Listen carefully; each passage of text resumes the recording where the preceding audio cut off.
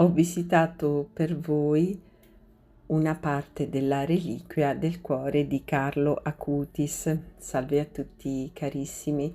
Oggi volevo raccontarvi di un pellegrinaggio che ho effettuato presso una cittadina abruzzese in cui sapevo che sarebbe stata presente una reliquia molto importante, una parte del cuore di Carlo Acutis, una piccola sezione del pericardio.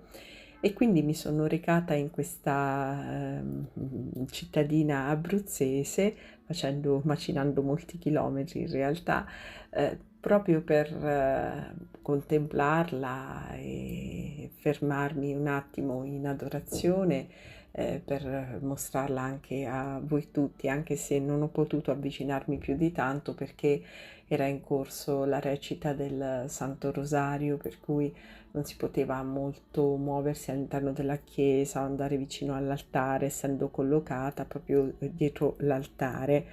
Ecco, spero che queste immagini possano incontrare il vostro favore, insomma, che possano farvi piacere, soprattutto per coloro anche della zona, delle zone vicine che non si sono potuti recare ad adorare questa preziosa reliquia, che spero che inondi tutti voi di tante grazie e tante benedizioni.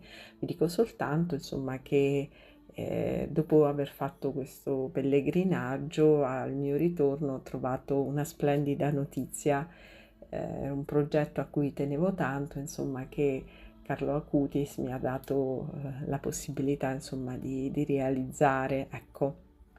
Quindi quando si va ad adorare questo santo, credetemi, non si torna mai a mani vuote.